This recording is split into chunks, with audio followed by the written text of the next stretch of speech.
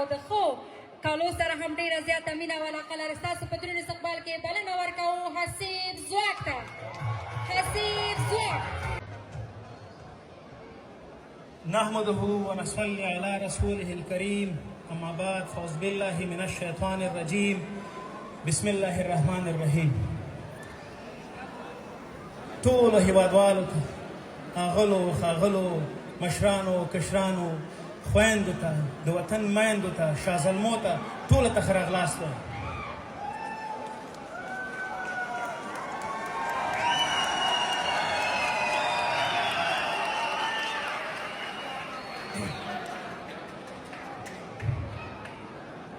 ګرانو وطنوالو ډېر څه مې کوشش وکړ چې ویې لیکم او بیا دلته د موبایل د سکرینه ووایم، خو بحث او عنوان زموږ او ستاسو نن د ازادۍ دی او داسې محسوسېږي چې له زندانه د بیرون کیسې کوي.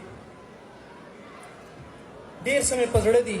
دا هر څه چې دلته نن وایم دا د هر یو ځوان او د هر یوې پیغلې د هر یو مشر او د هر یو کشر د وطن چې هلته په وطن کې دي او که په بیرون کې دي دا د هغو د زړونو خبرې دي. او زه خپلې خبرې په یوې ټپې او بیا یې پای په یو نظم باندې کوم. هیله مې له تاسو ټولو نه دا دی چې د زړه په غوږونو باندې واورئ. په زړه مې ډېر څه دي جانانه، په زړه مې ډېر څه دي جانانه، د کوم پر هر به درته ووایم حالونه.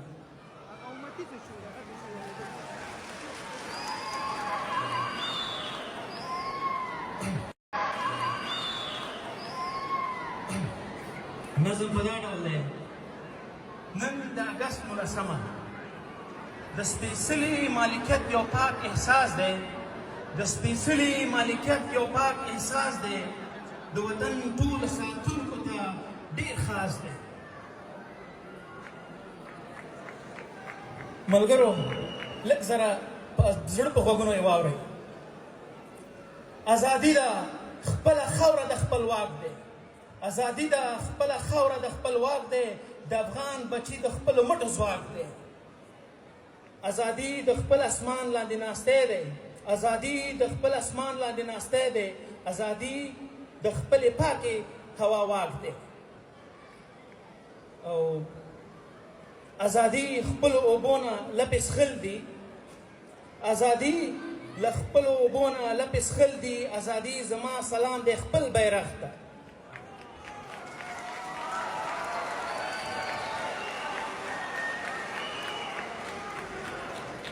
ازادي ملي سرود په جار ویل دي. ازادي ملي سرود په جار ویل دي. ازادي د وطن تړلو کې ناستی دی. ازادي د وطن دښتو کې کېږدۍ ده. ازادي زما د مور غوندې خوږه ده.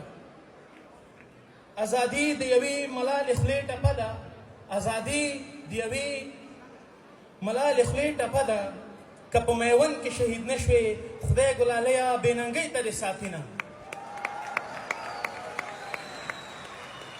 او په پای کې پښتو څه ده؟ بنری صاحب پښتو څه ده؟ پښتو مینه ده خوږه ده. یو غازي ته د ملالې خولې ټپه ده.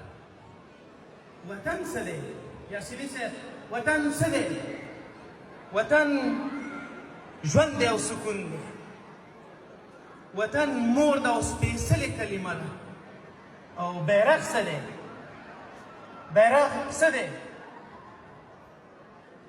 بیرغ دا زما د مور پړونی.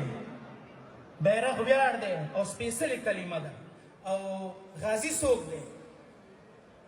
غازي څوک دی؟ ننګیالی و توریالی و غازي ویاړ او راوړې کارنامه ده. ټولو هیوادوالو ته د افغانستان د 106مې کلیزې مبارکي وایم. ډېره زیاته مننه.